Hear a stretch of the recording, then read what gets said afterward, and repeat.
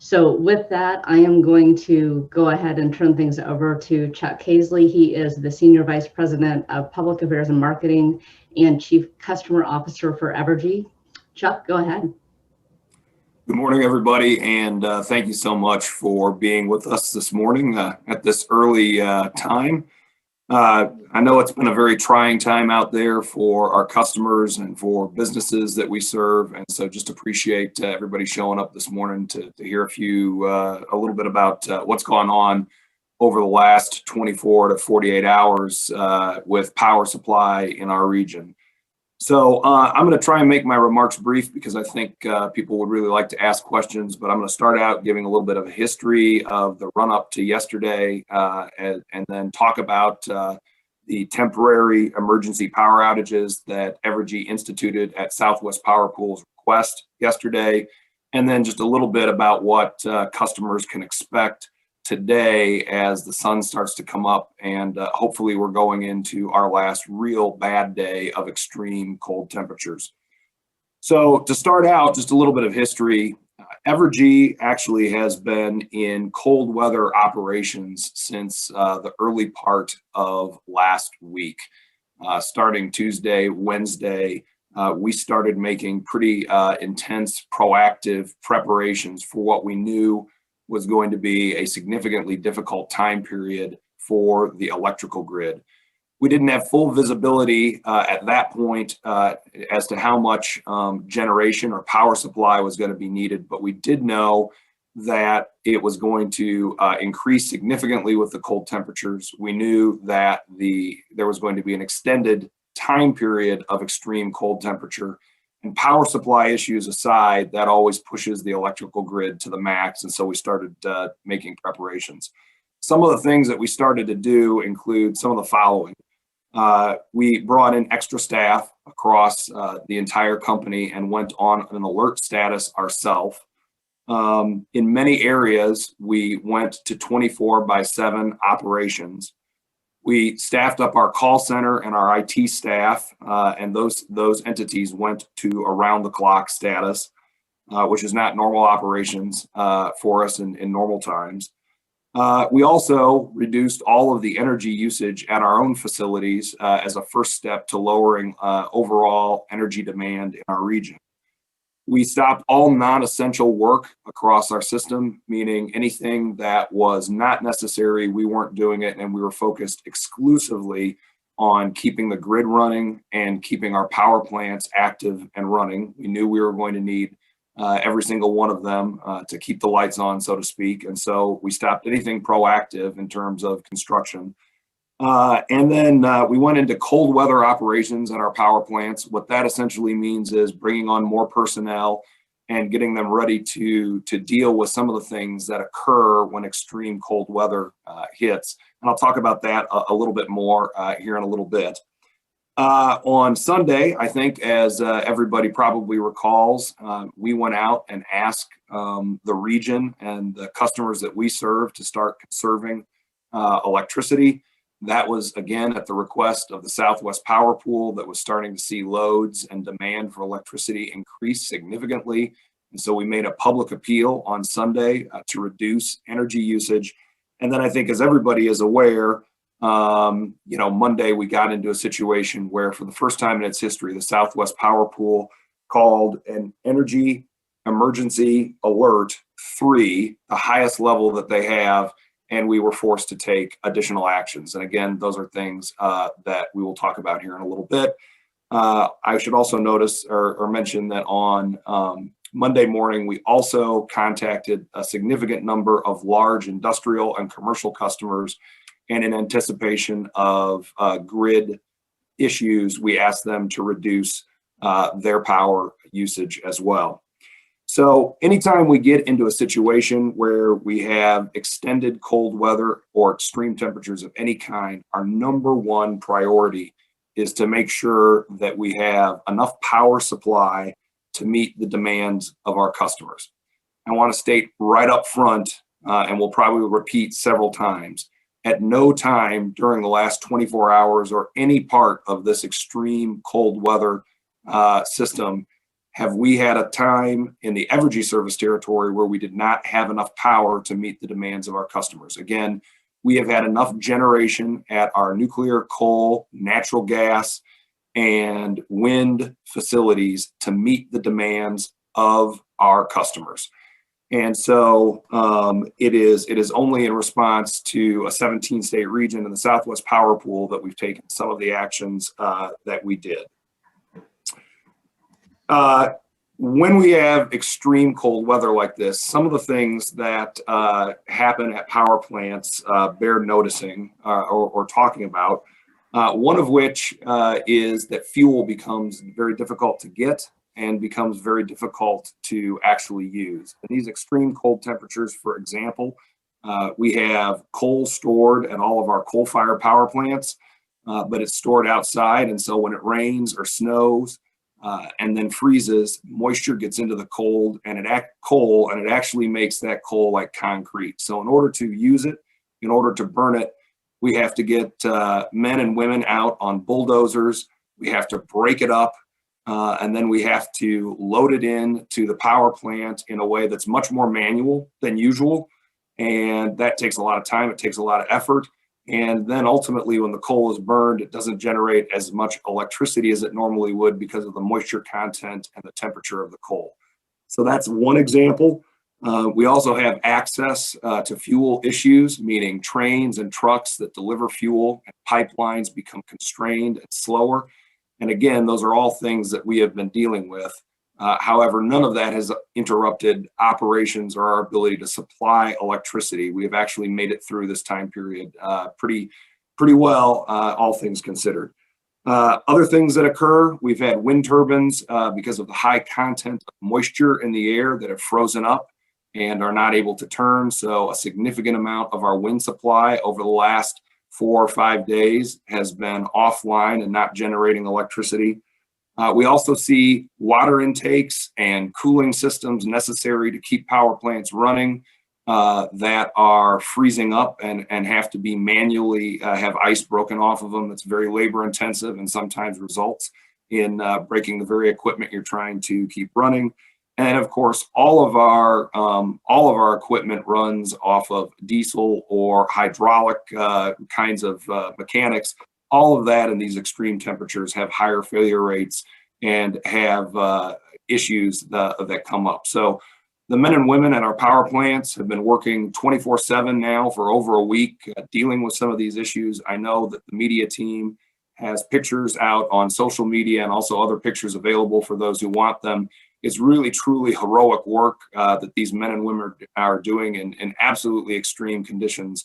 And we couldn't be more thankful for their efforts. Again, as a result of their efforts, at no time has Evergy had a situation during this extreme cold where we did not have enough power supply to meet demand. So I think everybody is aware that notwithstanding all of our preparations and notwithstanding the fact that we had enough power to meet our demand, we are part of a 17-state region called the Southwest Power Pool. Those regional transmission authorities were established several decades ago in order to provide greater reliability around the United States generally. It also gives us the opportunity to access the cheapest power possible for our customers. So we believe that regional transmission organizations are a good thing.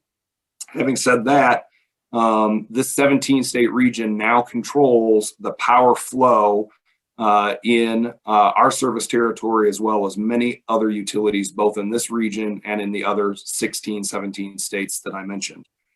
Monday morning, the Southwest Power Pool declared an Energy Emergency Alert 3. As I mentioned before, that is the first time that's occurred in the Southwest Power Pool's history. When they made that initial declaration, it was because they were worried.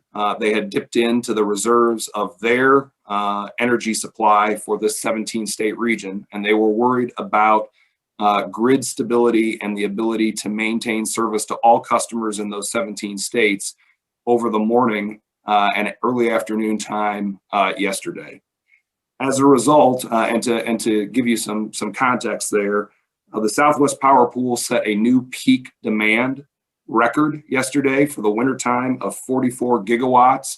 To put that in perspective, for Evergy, our peak demand yesterday was right around 8 gigawatts. So the Evergy and Evergy's customers accounted for about 8 of 44 gigawatts, and we may very well have set a new winter peak for demand yesterday as well. When Southwest Power Pool originally declared the Energy Emergency Alert 3, we were not asked to do any temporary emergency power outages. But as the morning progressed and we got closer to noon, the Southwest Power Pool was worried about overall grid reliability, and they were worried about having enough supply to meet demand in the 17-state region that they comprise. And as a result, at 12:15 yesterday, we got the command from Southwest Power Pool to reduce our energy usage within the Evergy footprint. In other words, they were asking us to do temporary emergency power outages in order to reduce our demand. We were not the only utility that got that. In fact, utilities in a 14-state area, including almost every utility in our region, certainly all of them that are part of the Southwest Power Pool, were given that request yesterday by the Southwest Power Pool. So at 12:15 Central Time yesterday, in just shortly after noon, Evergy went into a series of temporary emergency power outages. That means that just over 52,000 customers, that would be 34,000 customers in Missouri and 18,000 customers in Kansas, were impacted by temporary emergency power outages that lasted right around 30 minutes in duration, and then they were brought back on to their power was restored. The way that works is that we get very little notice, both that we need to reduce demand as well as how much demand we're going to need to reduce. So our dispatch team, the team running the grid, gets that information from Southwest Power Pool, assembles what we can to meet the request by Southwest Power Pool, and then almost immediately goes into the temporary power outages. In our case yesterday, it was about 10 minutes warning is what we had between the time that we got notice to the time that we had to start implementing power reductions, which meant, again, temporary emergency power outages for some of our customers. The temporary power outages lasted from about 12:15 to about 1:25 p.m. Central Time in the afternoon. And to date, since that time, we have not been requested by the Southwest Power Pool to implement any more temporary emergency power outages. Now, a couple of things I think are worth noting on this. Again, at no time did Evergy not have enough supply to meet our demand for our customers. This was done at the request of the Southwest Power Pool, and it was done to maintain grid reliability essentially from Midwestern states up on the border with Canada, the Dakotas, and Minnesota, all the way down to the panhandle of Texas. So this was a decision they made, and it is done principally to make sure that if there becomes a load imbalance where that entire region does not have enough power to meet the demand of all of the customers in those 17 states, what can happen is a much longer, much larger, and uncontrolled, what folks in the media like to call a blackout. And so this was done as a preventative measure to avoid a much longer, much larger, and prolonged power outage. Again, that's not something that utilities can control. The second thing is one of the comments we've had a lot from media and a lot from customers is, why didn't we get more warning, and why didn't Evergy tell us where this was going to happen? So I'd like to address that, and then I'm sure we'll get some questions and we can talk about it some more. As I mentioned before, we had about 10 minutes notice from the time that Southwest Power Pool asked us to reduce our load to the time that we actually had to implement the temporary power outages, which means that there is virtually no time to give warning. And in fact, in states like California, some parts of Texas and other eastern states where they have temporary power outages that are more frequent, it's still very uncommon for advance notice to be able to be given. simply because where we have to turn off the power, how much power has to be turned off, and the notice that we get simply as a practical matter prevents our ability from being able to tell people where and when something like that is going to happen, particularly when we get instructions from the Southwest Power Pool and we don't have a lot of lead time. Again, we have to act quickly to ensure the integrity and the operational stability of the electrical grid. The second thing that I think is important about that is, in addition to understanding how much load we have to reduce, how much demand we have to reduce, and figuring out where that can be done, we also have to take out critical infrastructure like hospitals, like places where COVID vaccine is being stored. In this case, we want to see if we can take out things like natural gas and petroleum pumping stations and pipelines so that the fuel constraints in the region don't get exacerbated by outages. All of that has to happen in a very compressed time frame. And again, that is why notice and the exact location are very difficult things to show. And then finally, with respect to where and being able to talk about it, what we do is we look at our entire service territory over that 10, 15-minute time period, and we try and pick places that will keep the grid balanced and stable and operational from our service territory, as well as where power is flowing in the Southwest Power Pool generally. And so again, that's very complex. It's done in a very short amount of time, and something that in the future, hopefully technology will help us get a little better with. But given the time constraints and the operational constraints we were given yesterday, and if we have to call them again today, very difficult to do. Again, all of this is in the name of making sure that we don't get to a situation where we have too much demand to meet the obligation to keep the grid running either here or in the Southwest Power Pool generally, and avoid what we're seeing in places like Texas now, where there's close to 5 million customers that have been out for at least a day, and some are going to be multiple day time periods. So real briefly, just to summarize, we did implement temporary emergency power outages yesterday from 12:15 to 1:25. It impacted less than 2% of our customers in Evergy's service territory. Again, that's right around 52,000 people. No customer should have, that was part of a temporary emergency power outage, should have experienced an outage much longer than about 30 minutes. And this was initiated through the SPP, or Southwest Power Pool, when they implemented an Energy Emergency Alert 3, which is the first time that's happened in the history of the Southwest Power Pool. From a communication standpoint, we sent out over 1 million emails. We were active on social media yesterday, and we did restrict our website to just dealing with outages and outage information because of the traffic flow that we had incoming from customers. And so that's a summary of what happened yesterday. As the sun comes up today and people start showering and getting ready for work, and then getting into work, as people start making things and businesses open up, we are at increased risk of having more temporary emergency power outages. So we would ask people to continue to try and conserve their electricity use, to keep blinds shut, to keep thermostats down, and to only do things that use electricity that you absolutely must.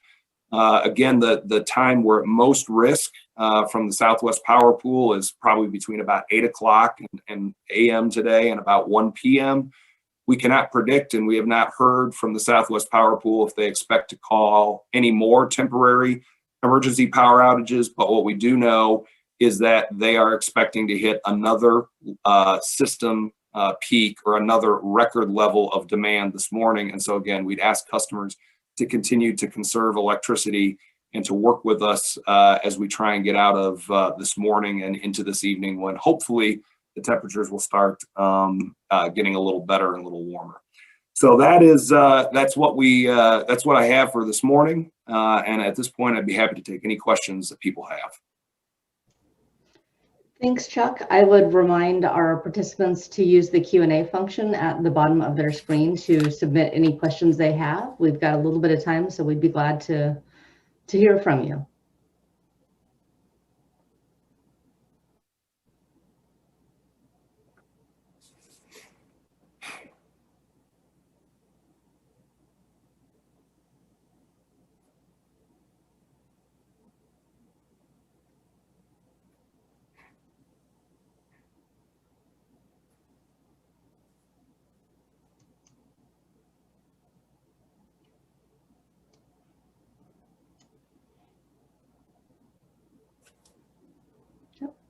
So this is from John Green at the Hutchinson News. He would like to have some perspective on how much more power is being used than is typical. So how does this compare to a regular February morning? So, great question. We are at or close to a record for demand over the last several days. In fact, this morning, if we haven't set a record for demand in Missouri and Kansas within the Evergy footprint, then we could very well set it this morning. One of the things that occurs when it gets very, very cold is cold weather is cumulative, meaning that the longer it stays at these temperatures, the harder it is to keep things from being frozen and to keep things warm. As a result, we are in a situation where every day that it's like this adds a little bit more load to the system because equipment is trying harder and harder and harder to keep up with the extreme conditions. So this is very atypical. This is some of the coldest weather we've ever seen, certainly in recent memory. I would go even further to say that this is, as a result of this, it's not just localized. It's not like it's just in Kansas City or just in Wichita. It's across a huge swath of the country. So there's very little relief from any part of inside or even outside of Evergy's service territory.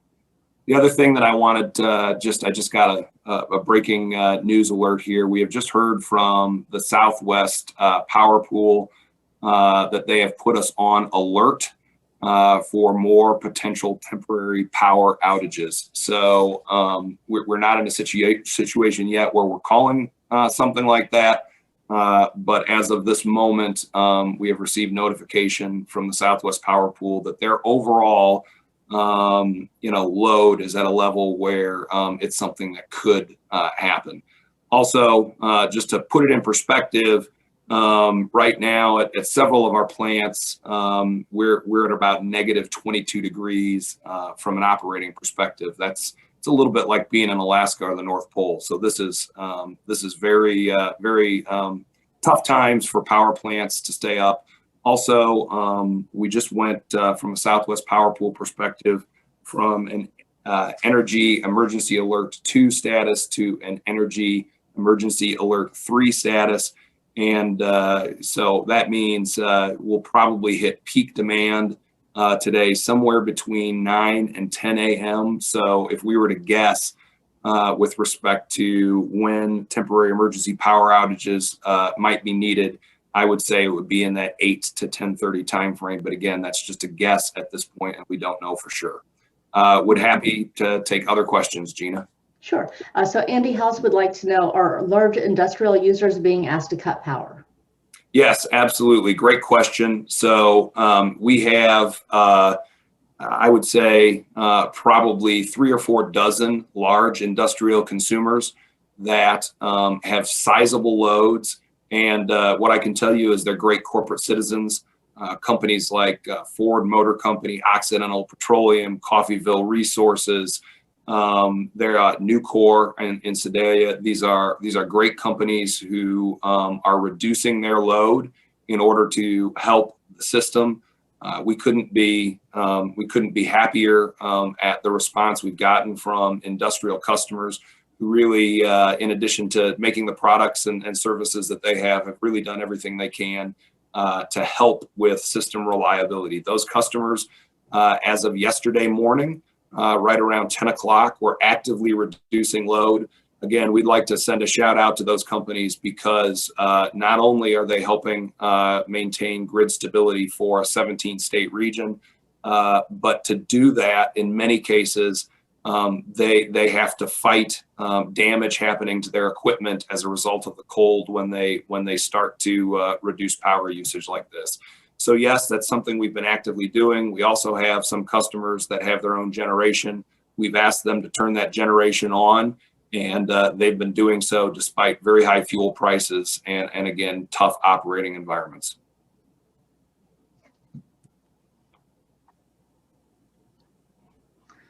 I don't see any more questions in the queue. We'll give things oh, here we go.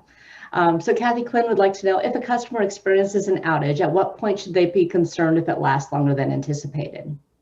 It's a great question. Good morning, Kathy. Always good to hear from you bright and early on a morning like this. So when we implement temporary emergency power outages, the expectation is they'll be around 30 minutes. However, because whenever we implement a temporary emergency power outage, we usually do it remotely, meaning that we throw switches on the system that open up circuits and eliminate power from an area. When that happens, generally speaking, about 30 minutes later, we close those switches back in. Sometimes, however, those switches freeze up and we have to send somebody out in a truck to use a boom lift or climb a pole to actually manually do it. Fortunately, yesterday, we only had that happen one time. And so most of the outages were confined to about a 30-minute time period. But I would say in general, if you pass the 60 to 90-minute mark, then we would have them go to our website and on the outage map page, report it or call our call center and report it. Probably the quickest and easiest way is to go to our website at evergy.com. Again, we have reduced the functionality of the website. All you can do is get general outage information and look at the outage map and report an outage. We're doing that because of the traffic is so significant that we want to make sure we're focused on first needs, which means people getting information about the outage. But again, that is what we would recommend. If we get to the 60 to 90 minute mark, then you probably should inquire and report your outage. Otherwise, you should be back on within that 30 to 60 minute time frame. You know, for customers in the Kansas City metropolitan area, you can call 1-888-544-4852. And for customers in Kansas, you can call 1-800-544-4857 and report your outages as well. Again, we're fully staffed up at our call centers and ready to talk to folks. Okay. Another question from John Green. Can you talk a little bit more about how you select the areas where power will be interrupted?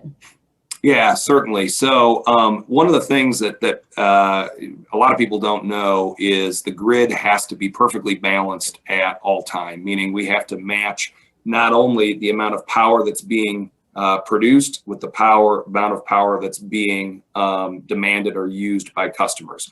So that's the first balancing act that has to be done. But the second is it has to be balanced from where it's being used. Across the service territory. And so what we do is we very rapidly take a look at circuits that we can put into a temporary emergency power outage across the service territory to maintain balance. So think of it as a plate being balanced on a pencil. You try and draw a little bit of power reduction from everywhere. So it's not like we would be taking 4 city blocks in Wichita or 4 city blocks in Kansas City or 4 city blocks in Lawrence down. Rather, we're taking bits and pieces of circuits across the entire service territory to keep everything balanced. And then again, as I mentioned, what we've got to do is we've got to go through and to the extent possible, eliminate critical infrastructure like hospitals, COVID storage facilities, natural gas and petroleum pumping stations on pipelines, things of that nature. And so, really, when you see a temporary emergency power outage, you can expect to see it spread all over the place, from our border with Iowa down through Springfield, Missouri, all the way out to Hutchinson, Kansas, and down as far as Coffeyville and North Leavenworth in the Kansas region. So we try and spread it out all over the place. And again, that also makes it very difficult to then try and go through and communicate to handfuls of customers instantaneously all over the state of Kansas and all over the state of Missouri. What we can tell you though is hopefully, again, and as it proved out yesterday, hopefully the outages remain 30 minutes or a little bit more. And again, less than 2% of customers were impacted yesterday for an average time of about 30 minutes. We've got 3 more questions in the queue, so we're going to go ahead and I'll ask and we'll wrap this morning. The first one relates to what you were just talking about a bit. So what should customers do to prepare for any future planned outages? Well, the first thing that I tell my kids is to keep all of their mobile devices charged. So if you've got iPads, iPhones, mobile phones, try and keep them charged right now. That way, if we go into a 30 to 60-minute outage, you still have a way to communicate and you still have a way to get online and to look at things. That's the first thing I would say. Second thing is I'm sitting in my house working remotely like so many people, but I'm bundled up. And so that's really the second thing I would say. And then finally, we know this is super inconvenient. Believe me when I tell you, nobody at Evergy wants to call for a temporary emergency power outage. The reason that we don't is because we know how inconvenient it is, particularly with folks working remotely.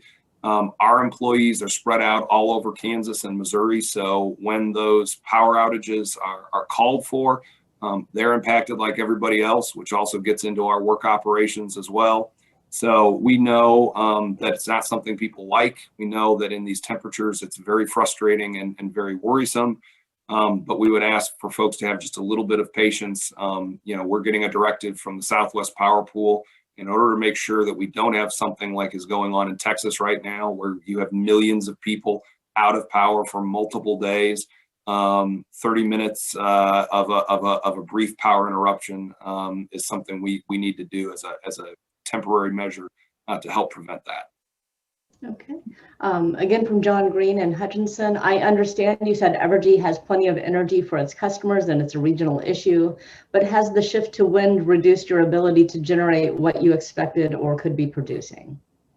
So that's a great question. I really appreciate all these great questions this morning. What I would say about wind is it's what's known as an intermittent resource, which means we cannot turn it on. It only works when the conditions are right. Now, the good news is that most of the time, our wind resources work very well, and between 45 and 50% of the time are generating electricity for our customers. Clean energy, cheap energy because there's no fuel. Having said that, every power plant that we have, whether it's nuclear, coal, natural gas, diesel fuel, wind, or solar, suffers in these extreme conditions.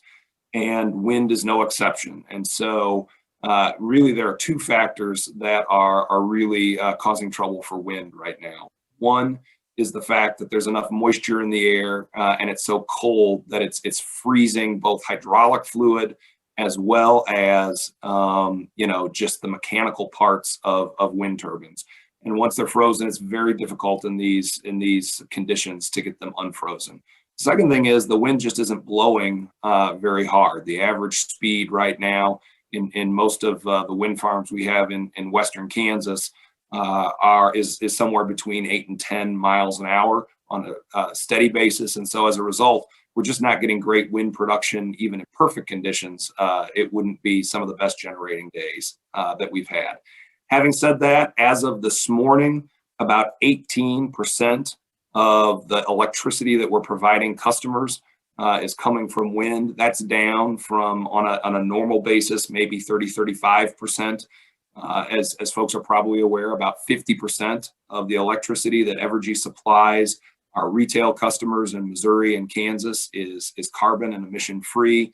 That comes predominantly from two sources. One is wind and one is our nuclear power plant, Wolf Creek in Burlington, Kansas. So normally wind would be around that 30-35% mark, and overnight sometimes it's even significantly higher than that. This morning, as I'm sitting here right now, I'm just looking at it, and it looks to be about 18% of the power that we're getting this morning. So it's nowhere near where it would be on a normal basis, and probably about half of what we would normally see. Okay, final question this morning from Rachel Hogan. Are people able to pay their bills online? So that's a great question, and really appreciate that question. So the answer is in normal times, yes, you are able to pay your bills online, probably through early afternoon to maybe late afternoon today. Our expectation is we are going to concentrate our web resources on outage communication, meaning when you visit our website, you're going to see up-to-the-date information about whether we're in temporary emergency power outages. You're also going to see some tips on what you can do to conserve electricity, and you're also going to be able to visit our outage map. The rest of the website has been temporarily restricted so that all of the resources we have are able to concentrate on getting people information, given the just incredibly extreme temperatures that we're having. So right now, if people want to make an electronic payment, then we'd ask people to call a call center. By this afternoon or this evening, the full functionality to the website will be returned. And from our perspective, this is the highest amount of web traffic we think we've ever seen on our website in the last 24 hours. So one of the things we're going to be doing is looking to see if there is a way in the future to, even when we get hit with kind of unprecedented amount of web traffic, not have to restrict functionality to the website. Okay, thanks, Chuck, and thanks for all of you who are able to attend. We don't have any more questions this morning. If you have additional questions throughout the day, and I invite you to reach out to the Evergy media team. So thank you and have a great Tuesday.